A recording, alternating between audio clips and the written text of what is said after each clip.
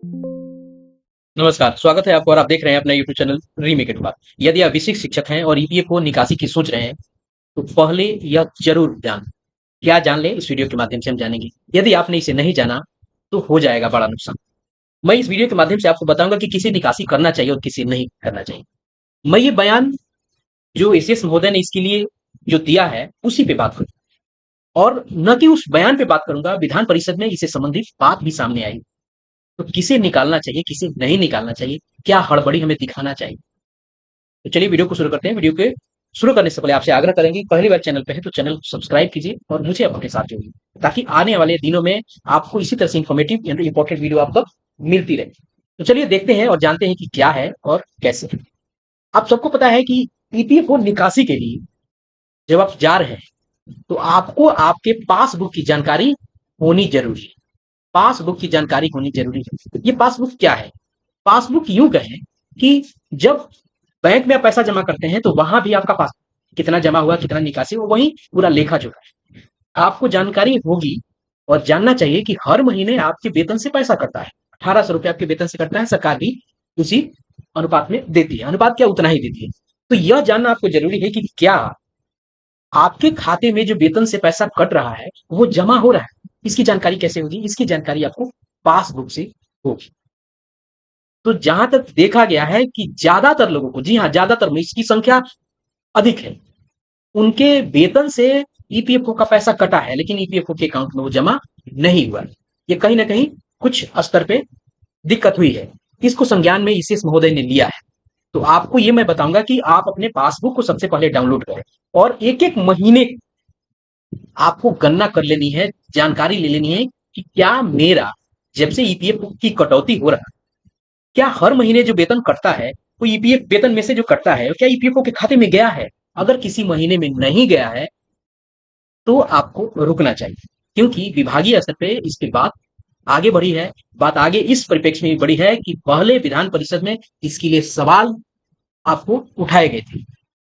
तो जहां शिक्षा मंत्री महोदय ने इस पे आपको गंभीरता से इसको इस संज्ञान में लिया था उन्होंने और कहा था कि हम इस पे आगे कार्रवाई करेंगे। और इसी निमित्त अब की शिक्षा की बात में सीएस महोदय ने भी इस पे बड़ा बयान दिया है कि हम जल्दी ही यानी मंडे से इस पे काम करेंगे और विभागीय स्तर पे इसकी पूरी रिकॉन्साइलिंग जो व्यवस्था है, रिकॉन्साइलिंग का मतलब फिर से सारी चीजों को देखना, और जिनकी कटौती हुई है और नहीं गया ईपीएफओ में उस पर हम कार्रवाई करके और जल्दी ही उनका जमा करवाएं।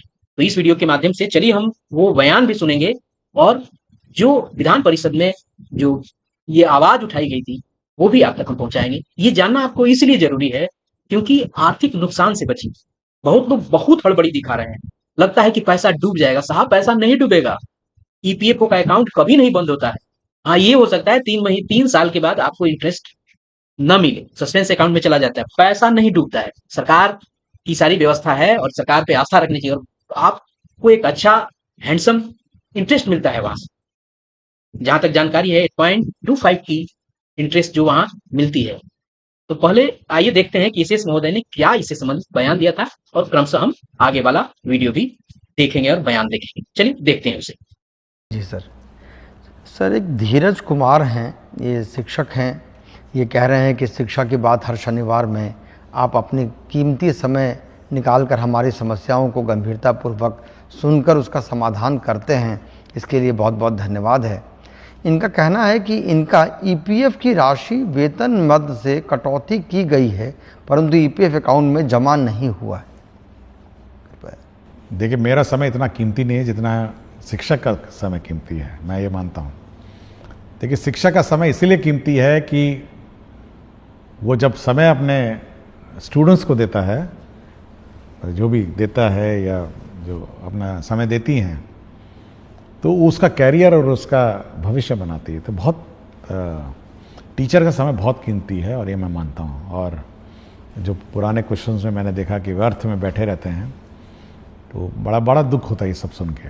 तो मेरा इसलिए हमेशा मैं मानता हूँ कि टीचर का समय सबसे कीमती है, उसको स्कूल में बिताना चाहिए और स्कूल में उसको पढ़ाना चाहिए।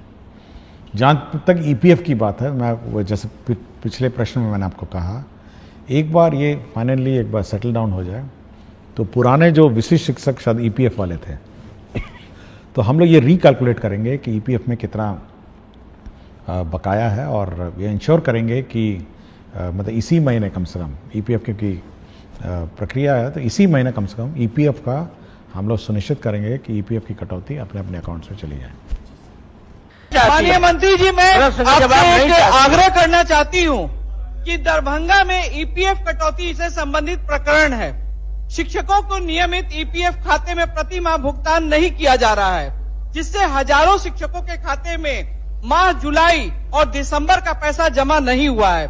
यह मामला 2024 का है। जिलों में डीपीओ स्थापना पैसा नहीं जमा करवा रहे हैं। मधुबनी जिले में वर्ष 2021 के सितंबर से दिसंबर तक 4 महीने की राशि कटने के बाद खाते में जमा नहीं की गई है। करोड़ों रुपए गबन का प्रकरण है। ऐसे ही विसंगतियां अन्य जिलों में भी है।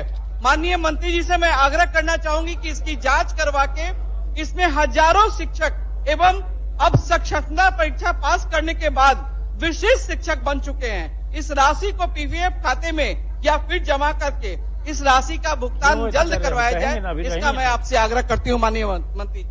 माननीय सभापति महोदय, कुछ ऐसे मामले हैं जहां पर ये अभी लंबित है मामलों को, उनको हम समीक्षा करा करके जो माननीय सदस्य की चिंता है उसको हम जरूर दूर करेंगे। अभी कुछ नियुक्तियां भी प्रक्रियाधीन है, उसके बजट सेशन के बाद ये जो कमियां हैं उसको हम लोग निश्चित रूप से पूरा एक बात सुन बहुत लीजिए, बहुत धन्यवाद भुगतान करते हैं। एक बात सुन लीजिए, इस सदन के उर्मिला जी, इस सदन नहीं, चलिए बैठिए ना, बैठिए, कुछ कहते हैं सुन लीजिए। सदन की परंपरा है और हम लोग इज्जत करते हैं कि सदन के नेता माननीय मुख्यमंत्री जब कोई बात करते हैं तो उस समय खड़ा होकर के नहीं करना चाहिए, बात को अच्छी तरह से सुनना चाहिए। अब इस तरह से मैं पहले से खड़े हैं, जब मुख्यमंत्री खड़े हो जाते तो आप ही हो जाएगा। हम खड़ा होकर आपको बैठाने के तभी भी आप लोग नहीं बैठे, और इसीलिए कोई एक्शन होता है तो आप लोग कहते हैं कि ये एक्शन ले लिया गया। ये परंपरा को सभी के लिए है। जब सदन नेता बोलते हैं तो आपके लिए कुछ उपयोगी बात बोल रहे हैं, इसको हवा में मत उड़ाइए, और ये लागू रहेगा, ये आज से मैं बता देता हूं। चलिए, हाँ बोल रही, बोलिए। का जो विषय है, प्रोविडेंट फंड का अकाउंट रिकॉन्साइल नहीं हो रहा है। महोदय, जो शिक्षक नियोजित थे, सरकारी सेवा में आए तो सेम अकाउंट कंटिन्यू नहीं किया विभाग ने। जब अकाउंट कंटिन्यू नहीं हुआ तो उनका पैसा वापस जाना है, और ये हजारों करोड़ रुपए है। मेरी प्रार्थना है प्रोविडेंट फंड के अकाउंट को रिकॉन्साइल कराया जाए। खाते में जमा हुआ कि नहीं तो आने वाले दिनों में सरकार का यह बड़ी जिम्मेवारी बन जाएगी। आपने पैसा दिया, पैसा कटा, लेकिन वो जमा हुआ कि नहीं, और हुआ तो उनके खाते में आया कि नहीं। खाता नंबर तो इंडिविजुअल होता है। महोदय, मैंने जैसे कि महोदया को अभी बताया कि बजट सेशन के बाद रिकंसिलिएशन का प्रोसेस ठीक करें, उसको हम लोग कर लेंगे, और जो भी आपकी चिंता है उसको हम दूर करेंगे, लेकिन बजट सेशन के बाद इसको टेकअप करेंगे।